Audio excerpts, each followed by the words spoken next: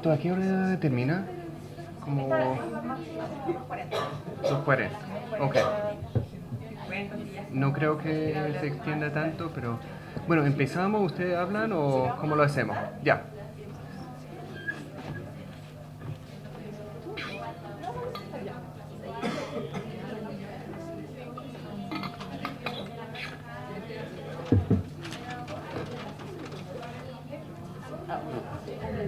I'm an idiot.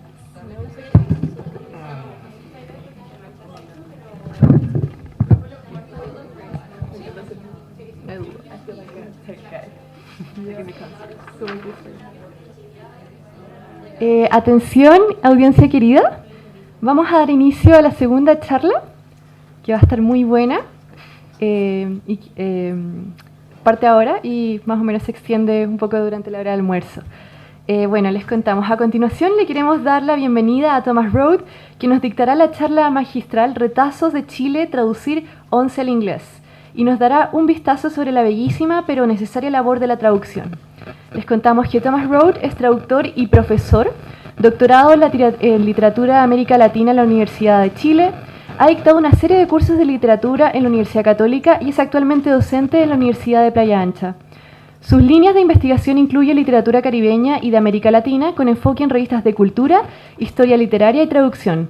Tiene una larga trayectoria en esta última disciplina, habiendo traducido al inglés a muchísimos poetas chilenos, incluyendo Rodrigo Lira, Jaime Buenún y Julieta Marchand. Junto a Lucía Stetzer, tradujo al español los libros Create Dangerously y Clear of the Sea Light al español, publicados en la editorial de Banda Propia. También es parte del equipo del Journal ESLA, revista de cultura y crítica literaria. Y sobre todo es un querido profesor. Así que le damos una calurosa bienvenida a Thomas Road, por favor. También les recordamos que si desean hacer preguntas, pueden levantar la mano al final de las presentaciones, de esta presentación, o escanear el código QR y dejar su pregunta. Al hacerlo de esta última forma también van a estar concursando en los sorteos de increíbles premios. Así que eso, profesor Thomas, el panel, la charla es suya. Bueno, ¿todos me escuchan? ¿Sí? Bueno, muchas gracias Catalina, Valentina, todas las organizadores de este evento. Es muy difícil seguir a Elvira, obviamente, y sobre todo en la hora de almuerzo, pero bueno, siéntense libres también de comer mientras lo más humano, ¿no? Yo no sabía si que era charla magistral. No, Sí, no había todas sus venido charlas son preparado magistrales, para eso.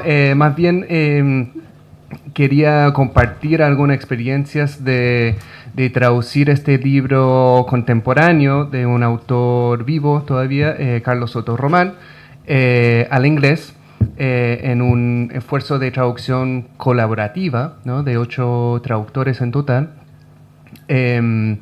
Y bueno, quería explicarles un poco, contarles, más que explicarles, contarles un poco sobre el libro original, que de hecho el autor también generosamente donó una copia para sortear aquí en el coloquio, para interesados y los que no, los y las que no, quizás no ganen el sorteo, tenemos versiones digitales que podemos también compartir si es que fuera necesario. Bien. Con esa introducción, hablar un poco de este libro que salió, a ver, en el año 2017, 16, por ahí, no recuerdo bien la fecha exacta, pero es un libro de poesía documental, podríamos decir, se llama 11. ¿No? Aunque se escribe con el número, ¿verdad?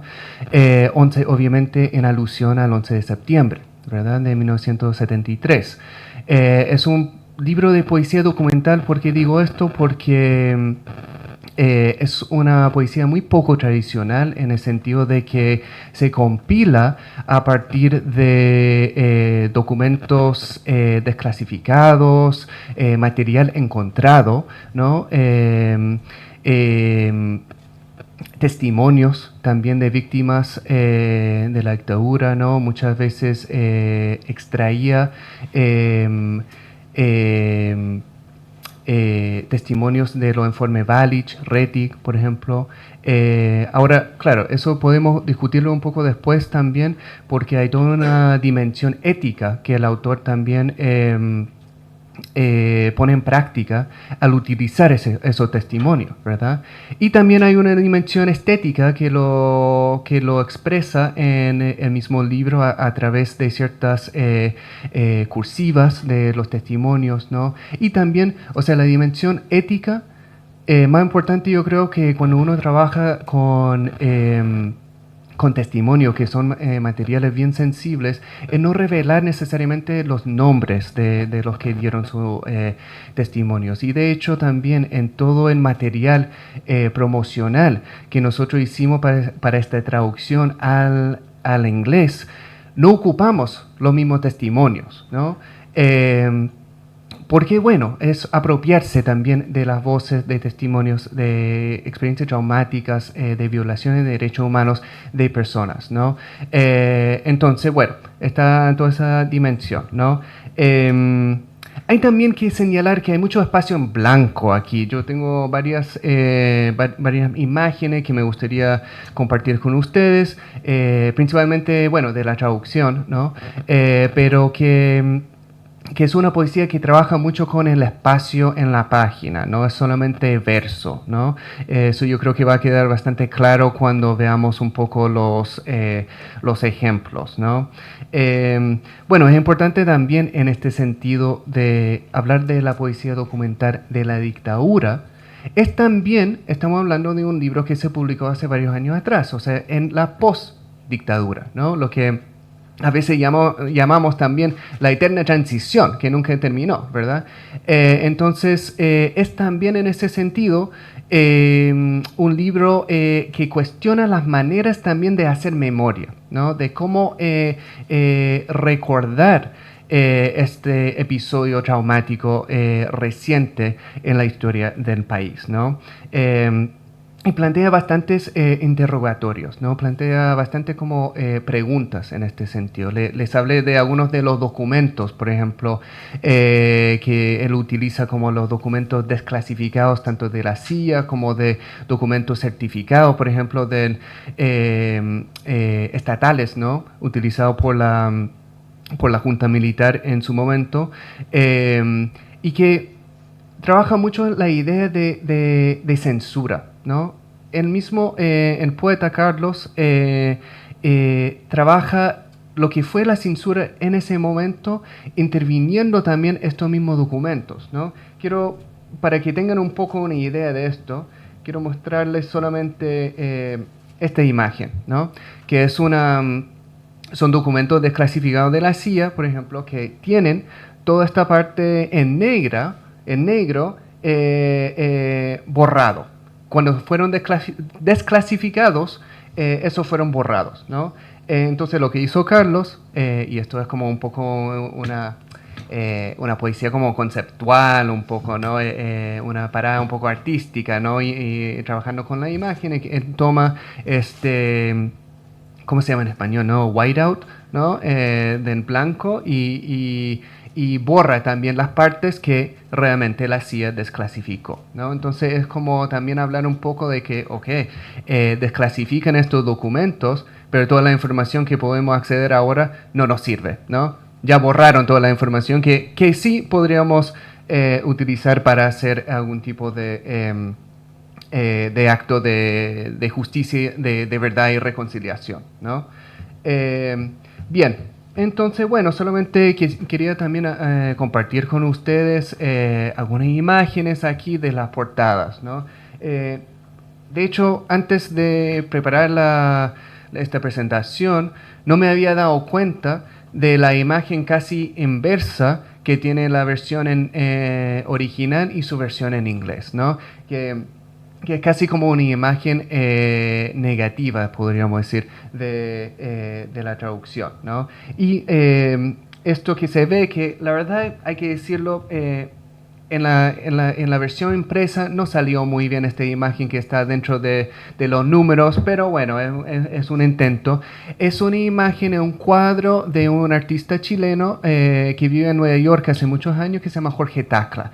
Y él tiene toda una serie de pinturas sobre el bombardeo de la moneda, ¿no? Y eso es lo que se ve atrás como un poco en estas llamas o sangre, no sé, rojo muy evocativo aquí, ¿no? Muy intenso, ¿no? Que está atrás en esta portada, ¿no?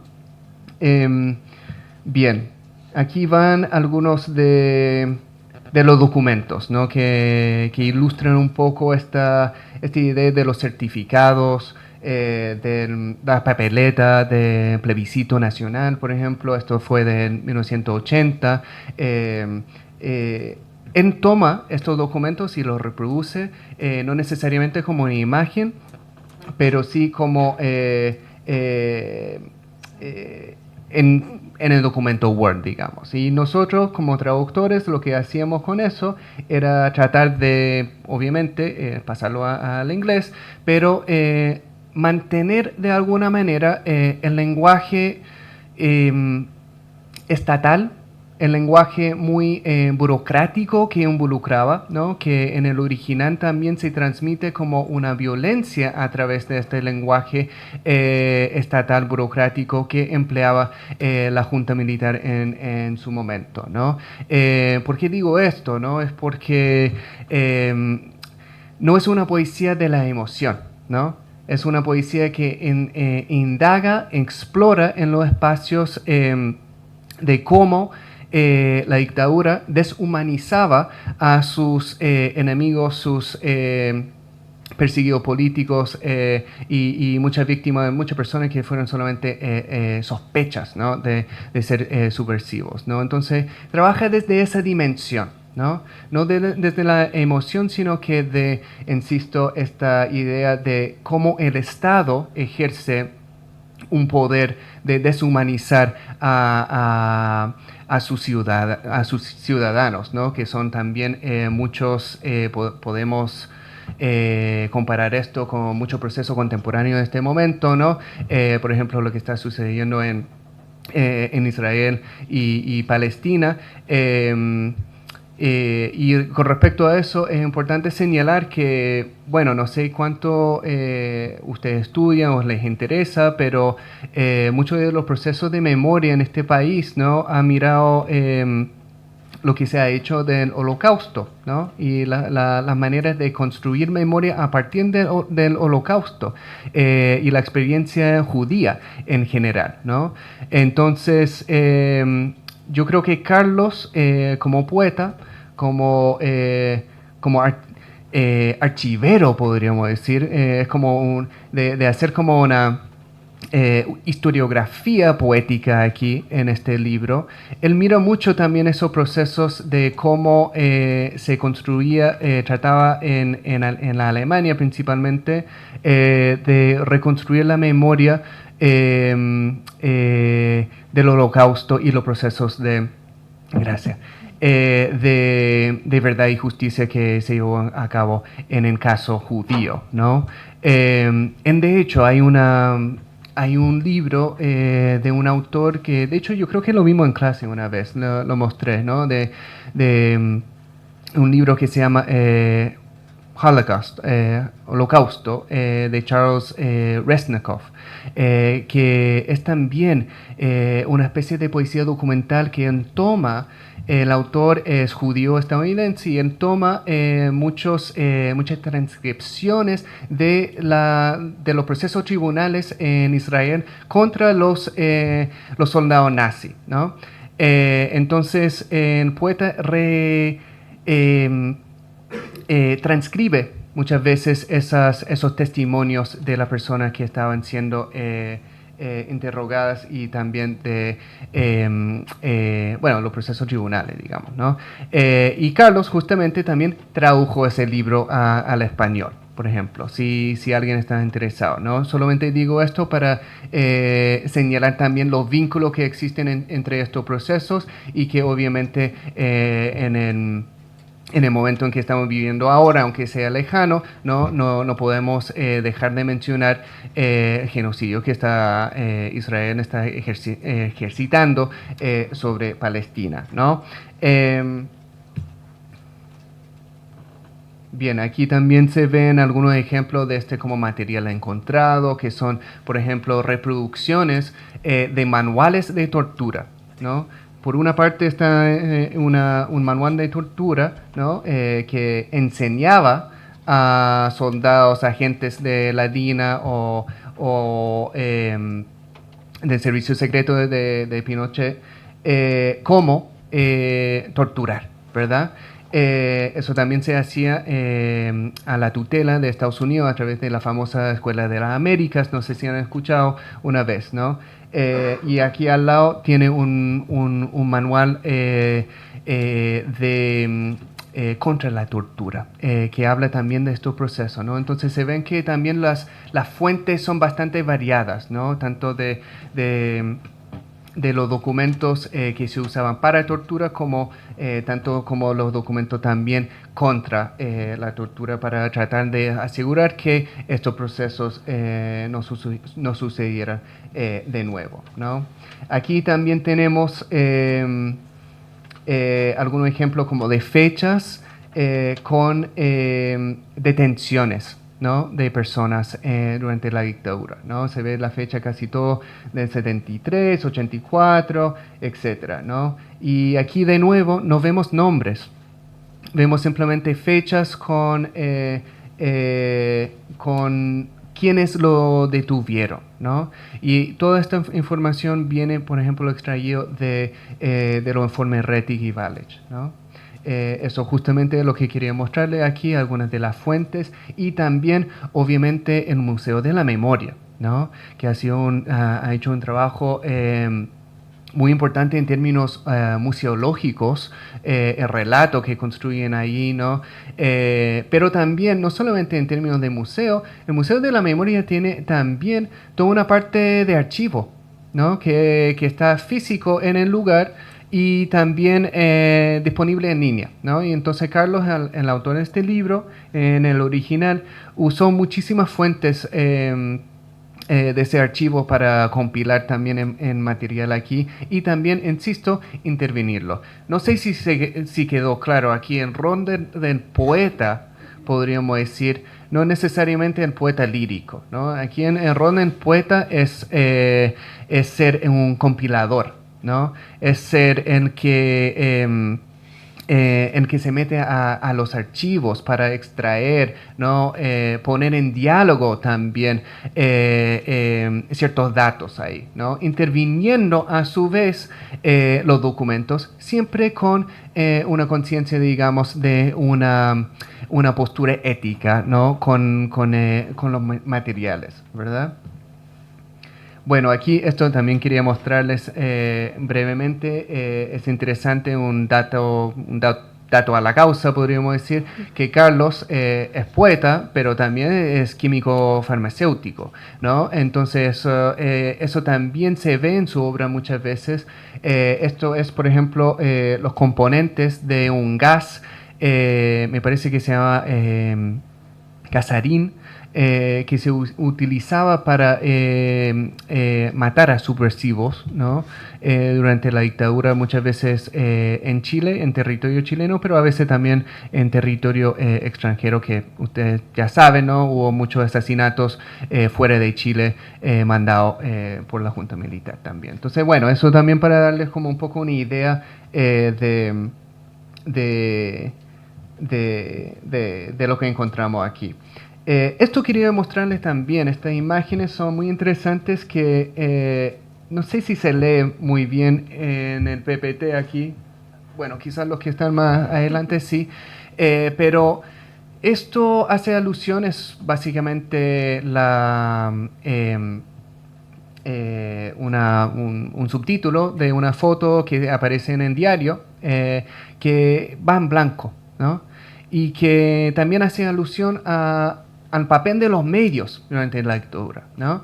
De censurar ciertas, tanto imágenes como en muchos casos de asesinato, por ejemplo, de manipular la información en el espacio público, ¿no? Entonces, claramente no es una estética muy bonita aquí, pero hace alusión un poco a esa idea de blanquear, ¿no? O de esconder la información aquí, ¿no? Eso por el lado izquierdo. Y por el lado derecho también hace alusión a un mapa que desarrollaba un prisionero político en un campo de concentración, ¿no? Entonces lo que tenemos aquí es, por ejemplo, una especie de brújula o las indicaciones del este, oeste, norte, sur, arriba, ¿no? Y después tenemos como los guardias, el hambre de púa, por ejemplo, en un río, ¿no? En un mapa como para escapar, pero obviamente están jugando con esto en la misma página, ¿no? Como reproducir de alguna manera a través de estas palabras. Otra cosa que quería destacar de este libro, ¿no? Es la memoria afectiva que permite, ¿no? Muchos de los que están hoy día, yo creo que son muy chicos, ¿no? Para recordar ciertas cosas que en los años 80, por ejemplo, que se repetían en la televisión. O bueno, yo creo que todos han visto esta moneda, ¿no? De 10 pesos, ¿no? Con las fechas de 73, por ejemplo, Libertad, etcétera, que está en circulación y sigue en circulación hoy día. Pero en el libro trabaja mucho eso, ¿no? Los sonidos también, los sonidos de radio cooperativa, por ejemplo, trabaja muy bien esa idea como de la memoria afectiva. Entonces, de cierta generación en adelante, creo que Carlos logra tocar esos espacios como más afectivos, ¿no? Y un ejemplo que puse acá, por ejemplo, es lo que salía atrás en el edificio Diego Portales, ¿no? Que utilizaba la Junta Militar, que tenía la fecha de la independencia de Chile junto con la fecha del golpe militar, ¿verdad? Y eso es una cosa que aparece en el libro, ¿no? Jugando simplemente con eso sin dar necesariamente la foto del susodicho, ¿no? Eso quiero decir que, bueno, hablando del proceso de traducción, que podemos también entrar en eso un poco más ahora, todas estas referencias muy locales también son, no necesariamente viajan con la misma carga cuando uno lo traduce al inglés, ¿no? Es muy difícil. Alguien que a lo mejor tiene algún conocimiento de la historia de Chile podría adivinar a qué se refiere esto, pero no necesariamente va a ser la misma conexión afectiva de ver en la televisión Pinochet dando un discurso público desde Diego Portales, ¿no? Pero sí, entonces se pierden algunas cosas, pero también se puede reconstruir otras, ¿no? Se puede, esto es bien importante cuando hablamos de traducción, ¿no? De superar un poco estas ideas de qué es lo que se pierde en la traducción, que son clichés que todos hemos escuchado. Hay una película, ¿no? Perdido en traducción, Lost in Translation. Son clichés que se repiten, ¿no? Pero muchas veces desde la traductología, muchos traductores también hoy día están pensando qué es lo que se puede ganar en la traducción. O si no queremos usar tanto término, perder y ganar, qué es lo que se puede producir, ¿no? Entonces podemos también pensar la traducción como un excedente de sentido, ¿no? No necesariamente de perderlo, sino que producir nuevas posibilidades de sentido, ¿no? Y otra cosa también que obviamente en el libro hace referencia a una memoria afectiva, este titular infame que yo creo que todos en algún momento han visto, ¿no? Exterminados como ratones, que en el libro simplemente sale sin toda la parafernalia de las otras noticias, pero rodeado de este espacio blanco. Eso también es bien importante señalar para el proceso de traducción. Si bien los lectores en inglés no van a saber que esto hace referencia a un titular muy infame, muy conocido acá, sí pueden entender que exterminar a alguien como un ratón, ¿no? Exterminated like rats. sí pueden entender un poco lo que hablaba antes, ¿no? De este programa de exterminar a los subversivos o enemigos del Estado y de deshumanizarlos, ¿no? De considerarlos cosas o animales, ¿no? Un poco a la manera de este libro, no sé si han leído una vez una novela gráfica que se llama Maus, sí, que es bien conocido, ¿no? Una novela gráfica que leí en el colegio, ¿no? Tiene toda una trilogía sobre el Holocausto, donde los judíos son ratones y los nazis gatos, ¿no? Que hace también mucha alusión a esta manera de mirar al otro cultural, o en ese sentido, en el sentido del Holocausto, el otro religioso, ¿no? Como de otra raza, y de no solamente otra raza, sino que de verlos como ni siquiera humano, ¿verdad? Entonces eso también creo que, volviendo a este libro, la traducción en sí, en un caso como este, toca muy lo que es lo particular, de una referencia particular chilena, pero también tiene dimensiones universales, ¿no? Y eso sí, lectores pueden acercarse sin necesariamente tener que tener un glosario o sin necesariamente tener que tener un conocimiento vasto de la historia reciente de Chile, ¿no? Bueno, y yo creo que debería haberlo explicado quizás al comienzo, ¿no? Pero esta labor de traducción que hicimos fue bastante particular también, que no fui solo yo, ¿no? Lo propusimos como un proyecto de traducción colectiva o colaborativa, que decimos también en inglés, ¿no? Con 8 traductores en total, ¿no? Y también el autor, que vivió en Estados Unidos unos 5 años y maneja bastante bien la lengua, entonces él no traducía mucho, pero sí estuvo presente en el proceso y en la toma de decisión de ciertas cosas, ¿verdad? ¿Por qué lo propusimos así? No es que un libro sea muy extenso, ¿no?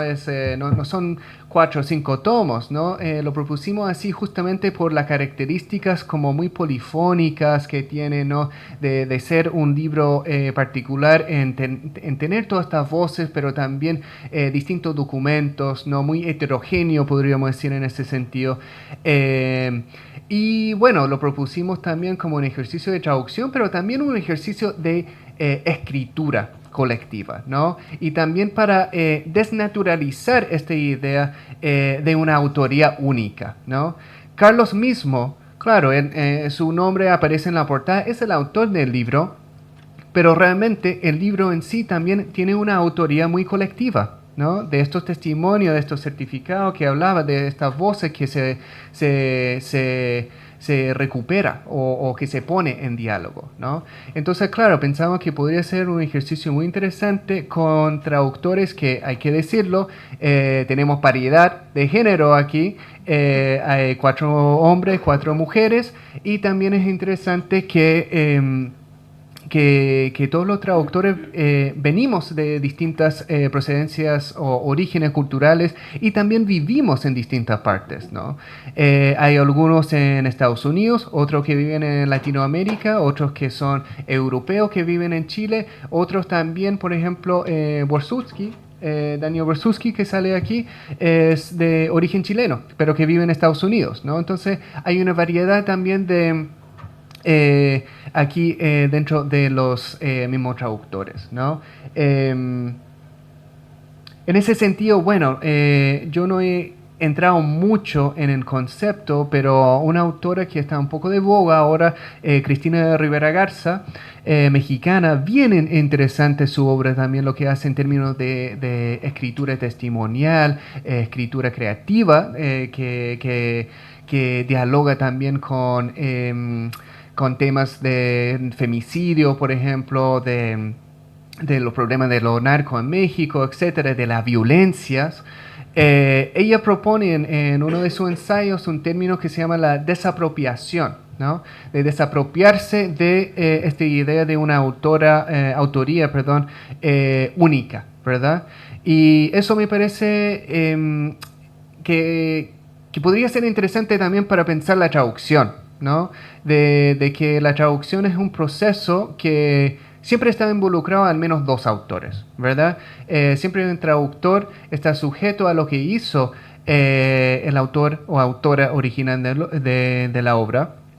Pero si pensamos también la traducción entonces como un ejercicio como colectivo entre autor y autora, y también si agregamos a eso otros niveles de colectividad, podríamos también empezar a pensar en comunidades escritoras o comunidades traductoras también. Y eso me parece en los tiempos que estamos viviendo, ¿no? Que en trabajo, en colectivo, en poder discutir sobre estos procesos, ¿no? Y también desarmar esta idea de un autor único es sumamente relevante. Y bueno, si ustedes también están interesados en proyectos de traducción, de escritura en sí, me imagino, yo sé que algunos de ustedes también tienen intenciones literarias y traductoras, lo recomiendo mucho. Es una manera que hace el ejercicio de escritura y lectura, que es un ejercicio de por sí muy solitario, lo hace un poco más dinámico y uno también aprende un montón de lo que tus pares compañeros también están interpretando de los textos y que cómo encuentran soluciones para ciertos problemas de traducción, ¿no? Entonces, bueno, lo dejo como una invitación también en sus propias trayectorias y inquietudes de creativas, podríamos decir, ¿no? Bien, no sé si hay otra cosa, algún otro punto. Bueno, al final no hablé mucho de la traducción en sí, más del libro, ¿no? Pero bueno, si hay alguna pregunta, podríamos eh, feliz de contestar o no sé. ¿Alguien había...? Sí. Tenemos un foro de preguntas. Bueno. De hecho, tenemos hartas preguntas, bueno, sí. Están muy llenas. Bien. Un segundo. La primera pregunta es de Victoria Ávila y ella dice: mencionó que trabajó junto a 8 traductores. ¿Siempre se trabaja así al traducir un libro? ¿Y cómo funciona ese sistema? ¿Cómo se unen los diferentes estilos de traducción y narración? Sí, es una muy buena pregunta. Bueno, gracias. Victoria, donde sea que estás. Sí, estamos como Victoria. desapropiados con Ahí las está, preguntas, sí. ¿no? Muy buena pregunta. Yo no siempre he trabajado en conjunto o colectivo, pero sí he participado en varios proyectos de traducción o en pares o colectivo, tanto al español como al inglés. Depende de los compañeros, obviamente. A veces puede ser que uno termina haciendo todo el trabajo, otras veces puede ser muy enriquecedor. La mayoría de mis casos han sido más enriquecedores, ¿no? ¿Cómo se trabaja? En realidad no es muy romántico, ¿no? Por decirlo así. Hay mucha revisión, ¿no? Hay mucho ping-poneo yo trabajo en una parte, compañera traduce otra parte, lo intercambiamos, revisamos, ofrecemos comentarios, intervenimos también, control de cambios, por ejemplo. En este caso particular fue bastante interesante y particular, por decirlo menos, porque fuimos 8 traductores. Y yo participé en este proyecto como coordinando todos los traductores. Entonces, bueno, teníamos como una planilla Excel con todas las páginas, ¿no? Con también cada referencia y fuente desde donde Carlos sacó para la página que fuera, no sé, en la papeleta de plebiscito, por ejemplo, o un tal certificado. Entonces, eso lo compartíamos con todos los traductores.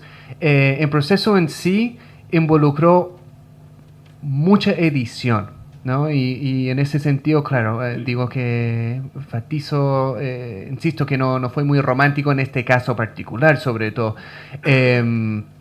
Dividíamos las partes, hacíamos mucha revisión, algunos traductores participaban mucho más como activamente para ofrecer también comentarios, ¿no? No sé si ustedes han leído Gayatri Spivak, Sí. que ella dice, ella también habla mucho de la traducción y sobre todo en contextos postcoloniales, ¿no? Que es bien interesante, pero dice en un momento, y las dimensiones políticas de la traducción, dice en un momento que la traducción es el acto más íntimo de leer, ¿no? Y en este caso, siento que la traducción fue el acto más íntimo como de editar, ¿no? O que la edición fue un acto mucho más íntimo, ¿no? Solo digo como por enfatizar un poco al menos en este proyecto, el proceso de edición que involucró, ¿no? No sé si había otra pregunta ahí. Sí, tenemos hartas, pero queremos preguntar al público si alguien quiere preguntar alzando la mano. Sí, allá tenemos 2 personas. Y también tenemos hartas preguntas en el foro, la caja de preguntas. Bueno. La Paul y atrás también. Sí, allá también.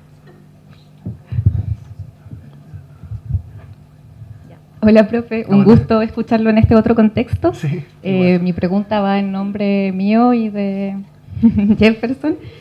Nos hicimos la misma pregunta, de hecho, los dos. Queríamos saber si tuvo alguna dificultad en particular en el proceso de la traducción, sobre todo por como eran 8 traductores. A mí me pasó personalmente que yo trabajé en un equipo de traducción de un cuento infantil con mucho menos contenido y sufrí un montón por las decisiones que había que tomar cuando escogíamos qué términos usar, qué estructura gramatical usar. Cada decisión tenía mucho peso, entonces me imagino que en este caso, siendo un tema tan delicado, debe haber sido aún más complejo. Entonces, por eso queríamos preguntar qué dificultades presentaron con respecto a eso. Sí, gracias por la pregunta. Sí, hubo varias dificultades, sobre todo, bueno, en este equipo de traductores, algunos tenían más conocimiento de Chile y del lenguaje aquí, de la historia chilena, y otros no tanto, o acercamientos, ¿no? Entonces, claro, en esos casos, como yo, como coordinador del proyecto y como editor, traductor también, pero como editor, finalmente a veces tomábamos más decisiones con Carlos, con el autor, sobre todo con esos textos que venían de traductores que no tenían tanto acercamiento con Chile. No habían algunas interpretaciones allí muy lejanas de lo que Carlos buscaba, ¿no? Cosas simplemente a veces de lenguaje muy chileno, ¿no? Y otras veces simplemente como de no entender bien el contexto, a que quería como hacer la referencia, ¿no? Entonces, bueno, finalmente tomamos una decisión más bien en equipo con Carlos, con el autor, un poco autoritario, por decirlo así, pero sí hablando entre autor y traductora en ese momento, ¿no? Hubo varias cosas, por ejemplo, hay una frase de Don Francisco que sale aquí, que claro, todos sabemos también lo polémico a veces con Francisco, pero también Don Francisco tiene esa cosa muy rara, ¿no? Que es muy amigo con Valentín Letelier, Letelier era, ¿no? El pianista. Sí. Que era comunista, ¿no? Y entonces él también tocaba en su programa. Bueno, Don Francisco es otro tema, ¿no? No es punto de esta charla, ¿no? Pero entonces, claro, eso finalmente tomábamos la decisión entre Carlos y yo. Pero tratábamos también de discutirlo, tratábamos también de hacer reuniones por Zoom. Esto fue, además, bueno, eso también no mencioné, esto fue todo el proceso de traducción fue primero paralelo al estallido social y después a la pandemia. Entonces, claro, con la pandemia supimos cómo usar mucho más las plataformas de Zoom, etcétera, que facilitó muchísimo también las reuniones con traductores. Pero el hecho de estar traduciendo este libro paralelo a los eventos que pasaban en el estallido social, donde salíamos, ¿no? Lo que vivíamos aquí, bueno, era Carlos, yo y Jessica Pujol, que salíamos y veíamos los carabineros en las calles arrastrando chicos, manifestantes, veíamos, sabíamos noticias, por ejemplo, de violación de derechos humanos, intensificó y hacía más sentido también estar traduciendo este libro en ese momento, ¿no? Muchas personas también hicieron como paralelos, ¿no? Que ese nunca más que aparece en este libro sí se repitió en ese momento. Entonces eso también hizo mucho sentido para nosotros, que si bien obviamente había también cierto conflicto, traducir esto a una lengua a nivel global dominante, inglés estándar estadounidense, que además Estados Unidos a través de la CIA tuvo una participación activa en el golpe de Estado, había conflictos ahí también, o roces un poco, ¿no? Pero finalmente nos parecía que era importante también traducirlo al inglés como acto también de devolver un poco y que se hiciera posible que lectores en inglés también conocieran un poco esa parte de la historia de Sudamérica, ¿no? Porque no solamente la historia de Chile, la historia de Argentina también pasaron por una cosa muy parecida, ¿no? Del Cono Sur principalmente, ¿no? Y que, como hablé antes, como mencioné antes, que se puede hacer muchos paralelos con esa violencia estatal ejercida sobre poblaciones ciudadanos en otros contextos, no solamente suramericanos, sino que en otros muchos países del mundo, ¿no? Pero bueno, traté de contestar la pregunta, no sé si no hay muchos secretos ahí, ¿no? Es como son cosas muy prácticas también que uno tiene que llegar y claro, es muy difícil manejar un equipo de 8 personas. Entonces, claro, algunos de los traductores o traductoras tenían una participación mucho más activa, revisaban todo, por ejemplo, devolvían comentarios muy útiles y otros hicieron su parte y como que se desentendieron, ¿no? Eso fue lo de menos, ¿no? Hay que decirlo, pero sí, también sucede y son factores que uno no puede controlar a veces cuando se trabaja en grupo, ¿no? Pero eso, sí. Tenemos también una pregunta en el foro. La pregunta es de Fabiana y ella pregunta, o dice en realidad: quería saber tu opinión sobre el uso de notas al pie que aportan información de aspectos o facts específicos de la dictadura para proveer más contexto a quienes quizás no conozcan las referencias, como el titular del periódico. Claro. No, es una muy buena pregunta, gracias Fabiana. Que fue también una discusión que tuvimos. El libro, bueno, en sí, como habrán visto también en algunas de las imágenes que compartí, en algunas tiene nota de pie, ya. En algunos certificados o documentos estatales. Finalmente, claro, había muchas de estas referencias, como mencioné antes, locales, que sí, necesitamos entregar algo más de contexto para los lectores, para que no estén completamente perdidos. Pero no quisimos notas en pie de página, que es un libro que ya trabaja mucho con los espacios en la página misma, entonces decidimos finalmente por un tipo glosario al final. Pero tampoco de explicarlo todo. Y de hecho, yo creo que terminamos eliminando como 5 notas, que el mismo Carlos quiso eliminar. Porque parte del libro, parte del efecto estético, o en teoría tendría, del libro, es generar un poco esa confusión, ¿no? Esa idea como un simulacro también de estar en dictadura, ¿no? De no tener toda la información, ¿no? De generar una suerte de confusión, ¿no? Desorientar. Y también yo creo que Carlos, más que yo, quería también transmitir eso en la traducción. Yo personalmente, hay mucha teoría de la traducción que hablan de eso también, ¿no? De hacer una traducción más domesticada o extranjerizante, ¿no? Y qué efectos, muchas veces, bueno, la misma Spivak también habla de eso, ¿no? Una postura política también. De traductor, ¿no? De no acercar necesariamente fácilmente un texto extranjero a un lector o a un público lector, de no hacerlo tan fácil, sino que trabaje un poco más, que ese lector también vaya a ese lugar extranjero, sobre todo cuando estamos hablando de traducciones de, por ejemplo, países que son geopolíticamente dispares, ¿no? Como Chile y Estados Unidos, por ejemplo. Hay más como más extremo, pero estamos hablando más bien de ese contexto ahora, ¿no? Entonces, bueno, decidimos, conciliamos una decisión de incluir un glosario al final, con básicamente notas, ¿no? Que sobre algunas cosas que pensábamos no, eran demasiado crípticas, nadie iba a entender en el contexto de Estados Unidos, ¿no?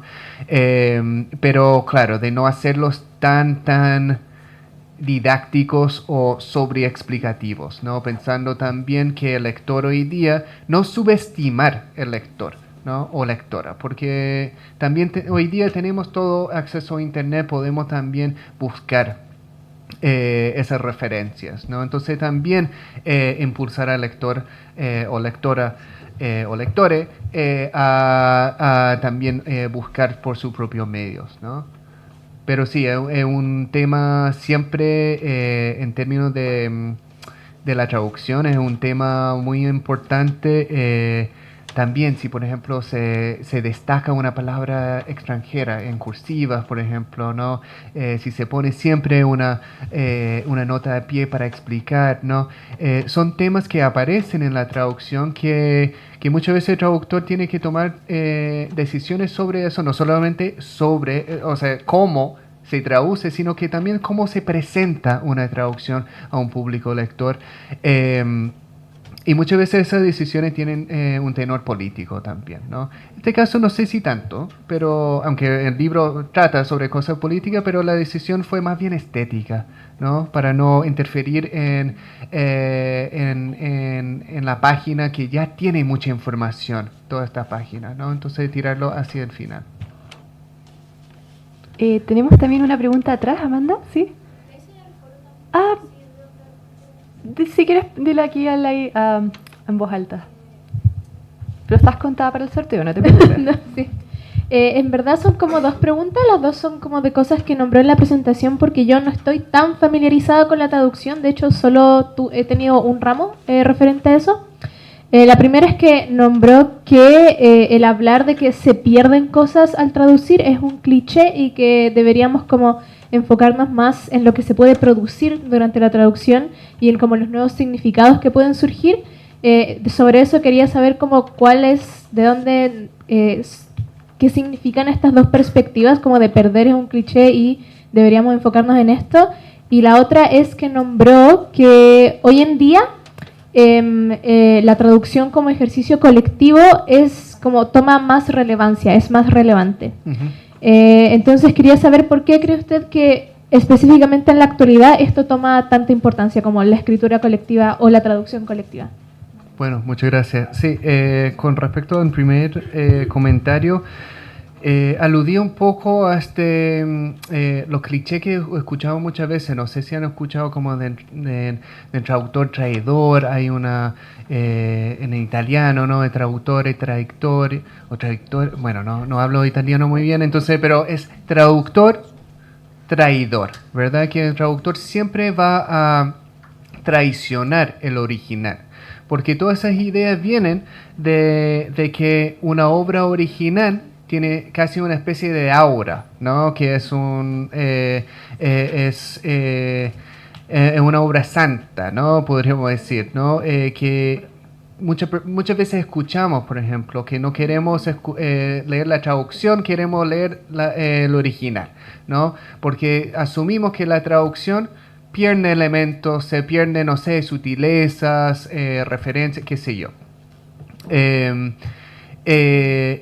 Y todas esas ideas también han hecho que se desprestigie la traducción como un género literario, ¿no? Interlingüístico. Porque la traducción, hay que ser muy claro con eso, la traducción es una forma de escritura, pero es una escritura interlingüística, ¿no? Siempre va a estar vinculada a una obra original. Ahora, hay otros teóricos que también dicen esa obra original nunca es completamente original de un autor, ¿no? Que también saca de aquí referencias, tiene toda una mochila de lecturas, ¿no?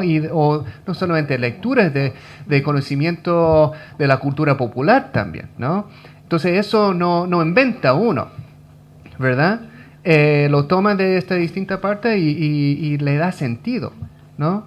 Entonces lo que quería destacar con esa idea de no pensar necesariamente lo que se pierde en traducción, que ciertamente se pierden muchas veces elementos, pero enfocarnos en lo que se puede ganar, ¿no? En los nuevos también sentidos que se puede generar, ¿no? Walter Benjamin habla, no me gusta citar mucho Benjamin, es como un lugar común un poco, ¿no? Pero tiene cosas muy interesantes hace mucho tiempo, ¿no? Sobre la traducción, que habla de la traducción como una especie de ultratumba, ¿no? U otra vida de una obra literaria. Entonces, claro, la traducción, por ejemplo, si estamos pensando en un clásico, ¿no? La Ilíada, ¿no? Por ejemplo, que se publica hace mucho tiempo, ¿no? Que tiene muchas traducciones, pero también siempre se está traduciendo, actualizando para, no sé, una versión más coloquial, una versión más accesible también. Esas traducciones le dan nueva vida también a esa obra clásica, ¿verdad? Es lo mismo, pienso ahora, por ejemplo, estamos en el centenario de José Donoso, ¿verdad? Se publicó hace muy poco una retraducción del obsceno pájaro de la noche al inglés, ¿no? Entonces, claro, estamos hablando de que estas traducciones le dan nueva vida. Entonces, ahora en Estados Unidos, en esa traducción o en el mundo anglófono, están leyendo José Donoso de nuevo, ¿no? Y en nuevas traducciones que permiten también su circulación en un contexto que no es Chile. Y Donoso está completamente anclado en lo que es la literatura y cultura chilena, ¿no? Y bueno, en fin, a eso me refería un poco. También, solo para que quede más clara la idea, parte del supuesto de que también la traducción no existe una equivalencia absoluta en la traducción, ¿verdad? O una fidelidad, porque no hay equivalencias entre lenguas. Creo que en mi clase con algunos que han estado aquí lo he mencionado, ¿no? Es muy interesante pensar que los gatos en español tienen 7 vidas, pero en inglés tienen 9, ¿no? Entonces es un ejemplo muy concreto cuantificable de cómo si tú traduces al inglés, ¿no? Los gatos tienen 7 vidas, no tiene sentido. Entonces no hay equivalencia ahí. Lo mismo que pera y manzana, comparar peras y manzanas. En inglés es apples and oranges, ¿no? Peras y manzana y naranjas, ¿no? Entonces, claro, si tú traduces literalmente esas frases, no van a tener sentido idiosincrático, ¿no? Entonces son ejemplos solamente para enfatizar esta idea de que ninguna lengua es equivalente. Y entonces cuando uno enfrenta la tarea de traducir, tiene que también hacer recreaciones ahí, ¿no? Tiene que recrear, y necesariamente en esa recreación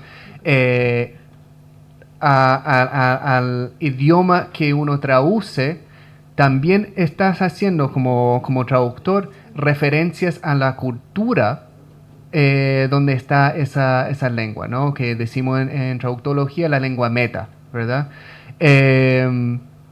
A eso me refería, ¿no? Con eso, en ese proceso se puede producir excedentes de sentido. Se pierde algo, pero también no nos enfoquemos en esa pérdida, sino que en lo que se puede generar ahí, ¿no? Esa posibilidad de contacto de lenguas y de expandir también la misma lengua que se traduce, ¿no? También tenemos una última pregunta que nos alcanza, que del foro, que es de Tomás Retamal. Y él pregunta, ¿crees que la inteligencia artificial afecta los trabajos de traducción de manera positiva o negativa? ¿Podrías eventualmente reemplazar el trabajo colectivo por uno que involucre una sola persona en conjunto con la inteligencia artificial? Tomás está por allá. Sí. Ya, fantástico. Tocayo, sí. Sí, es una gran pregunta. No he dedicado tanto a pensarlo, la verdad. A veces uso también, pero no en términos, no para trabajos literarios. A veces uso como para cosas más comerciales o cuando hay un trabajo académico se puede. Pero claro, yo creo que en su clase los que estudian traducción aquí ya están usando también, porque ya la profesión de la traducción ya está yendo para allá. El traductor profesional tiene que usar, bueno, no sé si inteligencia, bueno, sí, tiene que ser, ¿no? Pero estas bases de datos, ¿no? Entonces, pero el traductor tiene que estar presente ahí. Como editor, tiene que también tener un conocimiento de ambas lenguas y ambos contextos culturales. Las cosas que tiran a veces estos traductores automáticos también son francamente ridículos a veces. A veces pueden sacar un buen borrador y muy rápido, ¿no? Para fines comerciales, pero muchas veces uno se da cuenta si no revisan, ¿no? O sea, un lector leyendo eso se va a dar cuenta. Y yo me doy cuenta también cuando me entregan trabajos que son escritos por inteligencia artificial, que por suerte no he tenido de ningún estudiante aquí, pero sí pasa, ¿no? En términos de traductor, claro, está poniendo quizás en riesgo, podríamos decir,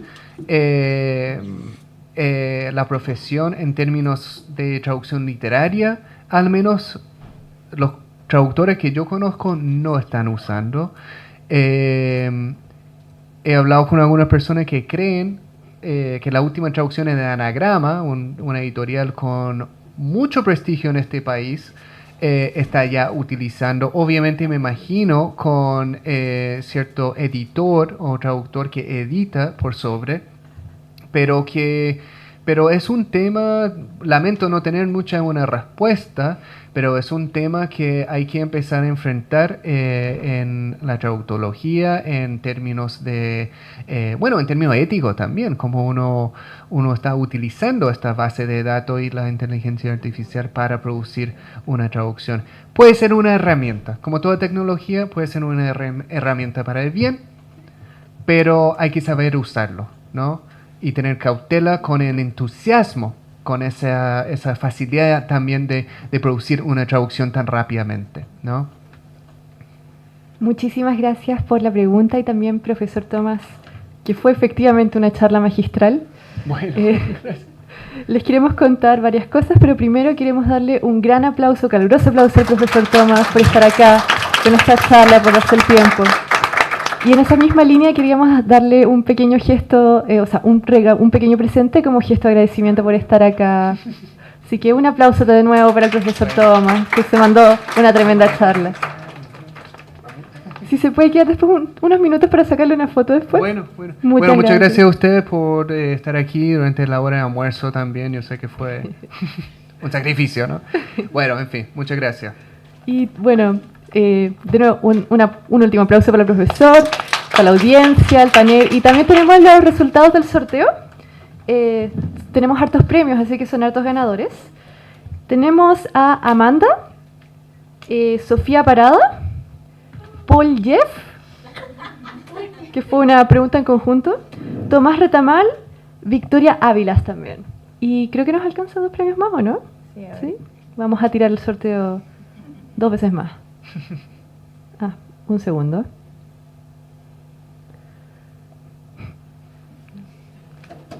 Ahí viene. Sí, en realidad. Ya casi. 10, 9, 8, 7, 6, 5, 4, 3, 2, 1. Estamos casi. Bueno, salió de nuevo Victoria Ávilas. Pero también tenemos... los podemos tirar después más ratito para no seguir alargándonos. Ahí tiramos para que se queden en el último panel, vean lo último y así seguimos sorteando, porque tenemos un montón de premios, un montón de tote bags que regalar, ositos también para que estén acá presentes. Y eso, volvemos en 10 minutos más, nos atrasamos un poquito con el tema de Elvira, pero para que se queden acá volvemos como en unos 10 minutos, ¿vale? Así que eso, a los ganadores, por favor acérquense para poder darles sus premios. Amanda, Sofía Parada, Paul Jeff, Tom y Victoria Ávilas. Perfecto.